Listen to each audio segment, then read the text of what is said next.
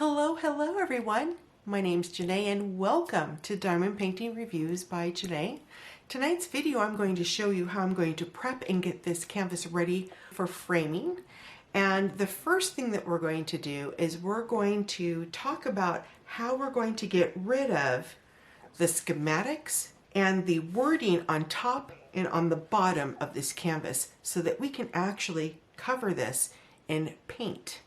So stay tuned. All right, everybody, I'm going to show you how I'm going to get rid of the schematics and the wording. So a couple of things you're going to need to do this. You're going to need a couple of sponge brushes, a thing of baby wipes, any type of container or plate that you can use to put some primer and color in this. And then you're also going to need some primer. Now there's a couple of reasons why I'm going to show you this. I have been racking my brain trying to figure out how I can frame these paintings without having to spend a fortune on a frame behind glass. And I think I solved that problem. So one of the things that I thought, well, why don't we use some paint and we can just cover this up with paint, right? Sounds easy, doesn't it? Well, believe me, it's not. The problem is this schematic and the wording on this canvas will go right through that paint and you will actually see it. So I was like, okay, what can be done to get rid of this so that it looks like you have a nice professional finish to your painting? So I asked around. I've spoken to a few craft stores and I've done some research online, and I found that the best way to eliminate this problem is to use primer before you put paint down. Now we think about that all the time when we decide that we're going to paint a room or paint something outside or even paint on like a figurine. We need primer for that paint to actually stick to. Well, it's the same thing with a canvas. So we're going to use primer to get rid of the schematics and the wording up above and down below so that we can put a really nice color to enhance this painting. So the primer that I purchased is called Surface Primer. I got this off of Amazon, and you do not need to dilute this. Now, every primer is different, so you're going to need to read the instructions on the primer that you choose to use. This primer suggests that you shake it, but not aggressively, so you just go back and forth. Okay? So you're just going to mix it up really well. And then you're going to put it in your container. Now I'm using a painter's plate. I got this at the dollar store and I think I paid $2 for it. So you're also going to need some sponge brushes. Do not use regular brushes. Believe me, it's a hassle, not worth the time. So sponge brushes are best. And then you're going to need a baby wipe. And the reason why you're going to need the baby wipe is you're going to want to make sure that you clean up any of the residue or anything that is sitting on that canvas before you apply the primer. So we're going to do that right now. So we're just going to give it a nice wipe down. And I'm going to wipe down the drills as well.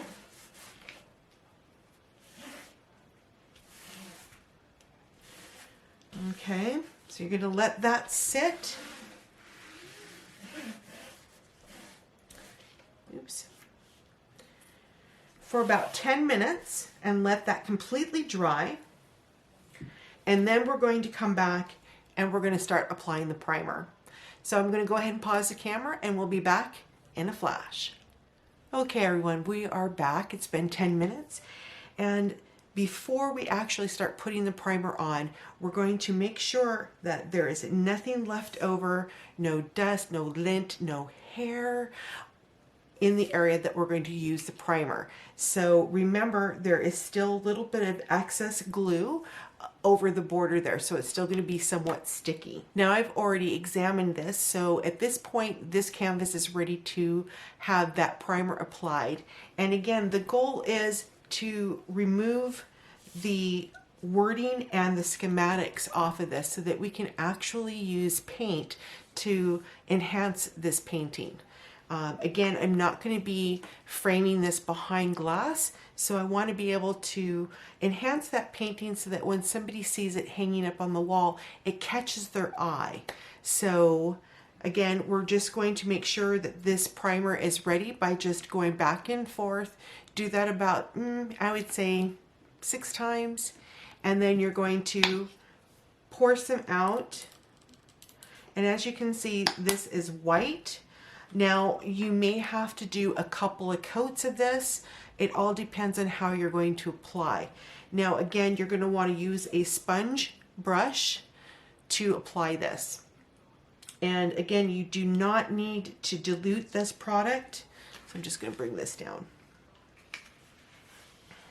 And if you do get it on your drills, you can take a baby wipe and wipe it off.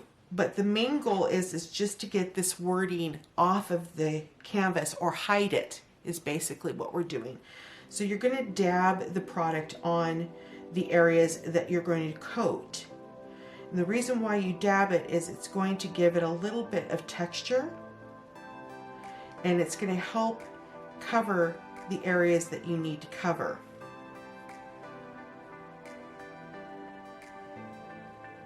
Now, before I tried to just put regular paint on this, and it didn't matter how many coats I put on. I think I tried it with 3 coats, and it didn't, the wording continued to come up, and so did the schematics. So I'd asked around a few places, and they said the best thing to do is to use a primer or a fabric primer and just pat it on the areas that you're trying to cover.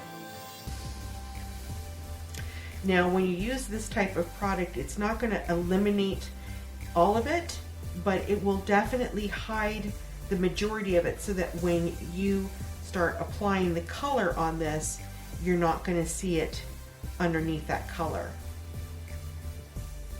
Now, one of the reasons why you don't want to brush it on, because if you do, it just smears it and it really doesn't help what you're trying to conceal. So you just want to kind of pat it, and again, that's going to give you a little bit of texture on that canvas as well. So you want to get as close as possible to the drills, but not to the point where you're covering the drills with this.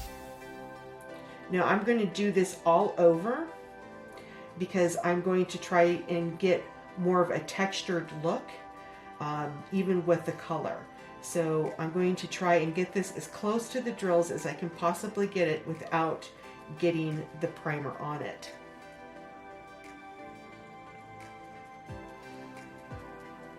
And I will warn you, if you decide to get a primer, especially like this one here, it does have a bit of an odor to it.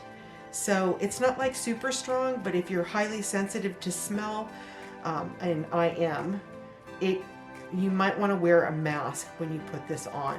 It is very strong.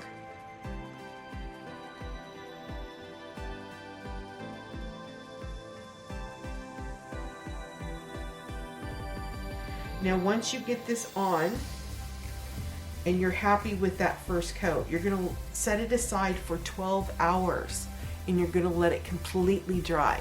I do not recommend that you try to do a second coat before that 12 hours. If this is not properly dry, it's not going to look right once you start putting the color on. So make sure that the product is completely dry before you start putting color on top of it.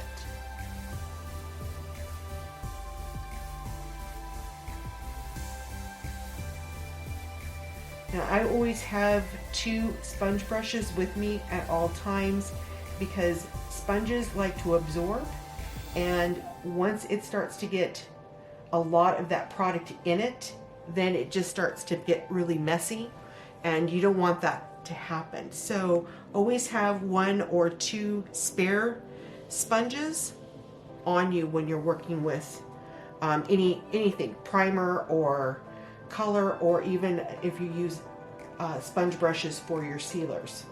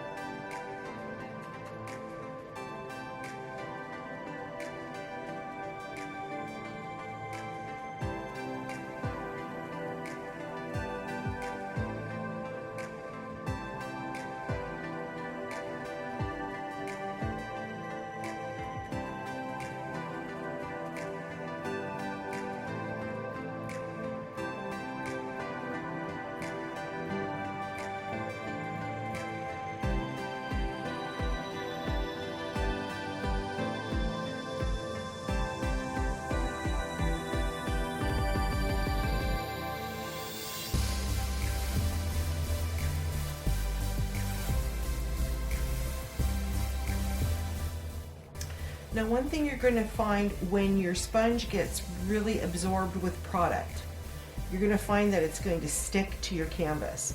So as you were watching here, see how that it just pulls the canvas up? That means that this sponge is pretty absorbed with the product. So just kind of press it down a bit while you're working with it in spots that you need to spread it out. And then that way you're not wasting product in that sponge.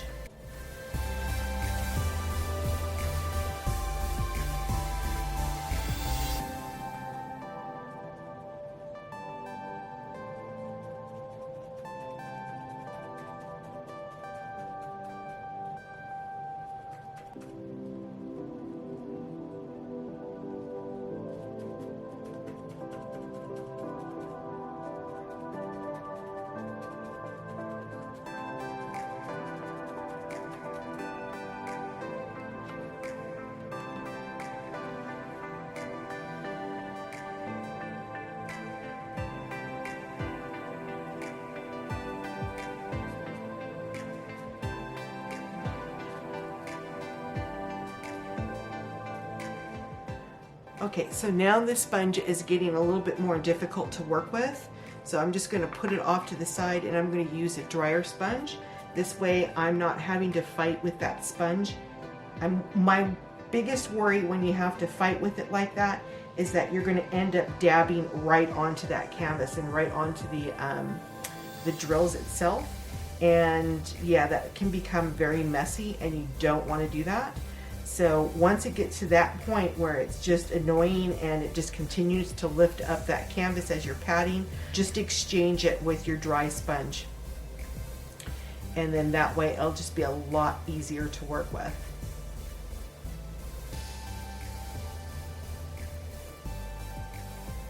And as I said, you know, you want to get as close to those drills as you possibly can without coating them. And if you're not comfortable doing that, there is another technique that I have used in the past, and I will do that when I color this, and that is using painter's tape and putting it on the drills to protect the drills while you're working with the paint. Now I'm not using it with the primer, but you will see me put the painter's tape on the drills before I start doing the coloring.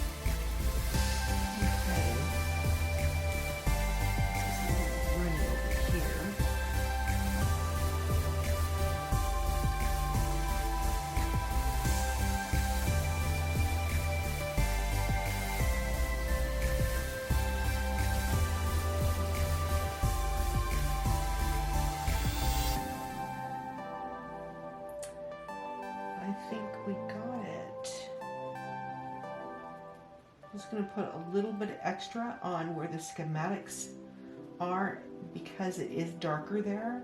I'm just going to put just a little bit more on there and make sure I get all the way to those edges.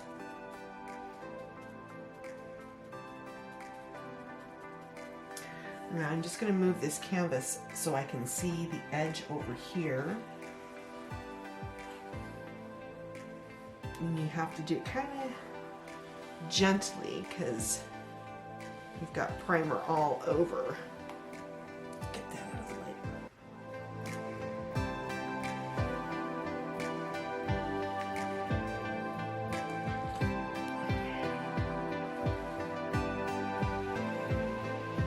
There we go. And now I'm just going to get as close as I can to the drills over here as possible and cover up as much of this schematic as I can.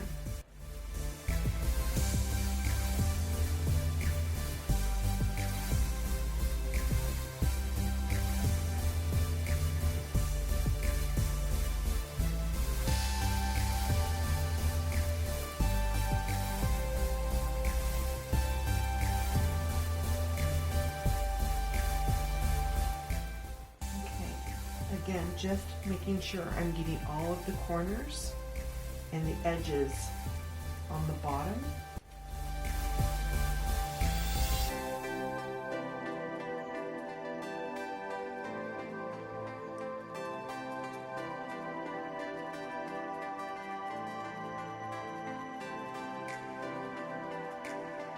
And I think that's it.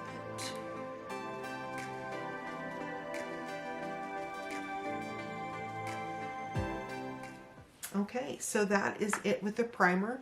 We're going to let the first coat dry, and as I said, this particular product says it needs to dry for 12 hours before trying to apply a second coat. So we're going to leave this alone and let it dry for 12 hours, and we will take a look at it, see how it dried, and decide if we need that second coat or not. Most likely we will, because like I said, the schematic on both sides are pretty dark, and you want to make sure that you hide that as best as you can. The wording or the lettering down below and up above probably will need a second coat as well. Now, the whole idea is to cover this up or hide it. You won't get it 100% covered, but at least it'll be covered up enough where when you start applying color on there, it won't be seen. So by saying that, I'm going to go ahead and pause the camera, and it only will be a few seconds for you, but it'll be about maybe 12 to 16 hours for me. We will be right back. All right, everyone, we are back. Now, like I said, it was just a few seconds for you, but it is approximately, I'm going to say approximately 13 hours that I allowed this to dry. Now I'm going to bring this up closer to you so you can see it, but if you look at it right now, it looks just white. It doesn't look like, well, you kind of can see the schematics here. Yeah, you can still see it a bit, and you can still see the lettering here, but I'm just going to bring this up just so that you can kind of take a look at that and see it still does come through. Same with the schematics, but it's very, very light. So by saying that, we're going to go ahead and put a second coat of the primer on this painting, and then we're going to allow it to dry again for another 12 hours, and then we're going to start deciding what color paint we're going to use as a background for this painting. Now again, when you're choosing a color, you want to make sure that it enhances your painting, but you don't want this to overshadow the actual image. We're going to do that next once the second coat is completely dry. So by saying that, everyone, we're going to go ahead and pause the camera again. Just be a few seconds for you, but again, it'll be about 12 to 13 hours, and we'll be right back. Okay, everyone, we're back, and the primer has dried completely. Now I have put on 3 coats of the primer, and as you can see, you can barely see any evidence of wording up through here, wording down below here, and the schematics on both sides. However, if I were to zoom this in, you would be able to see it faintly. So that's what I'm going to show you, is I'm going to zoom the camera in so that you can see what it will look like. Even though it is faint, it is still there. So give me just 1 second here, and we're going to zoom you guys in. Oops. So here we go. And then I'm just going to bring this up a little bit. So I don't know if you can actually see, like there is the thumbnail picture there. The schematic is running through here, so you can barely see it.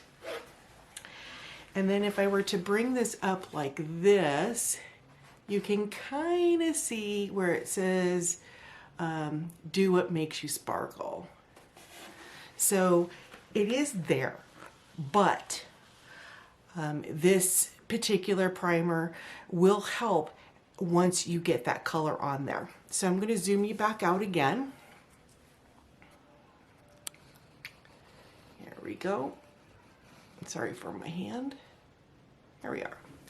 So then what we're going to do next is we're going to go ahead and clean this up a bit with a baby wipe, and then I'm going to do a part 2 of this video. In part 2, what we're going to be going over is choosing the color for the background, sealing the painting, and mounting it on a canvas on stretch bar.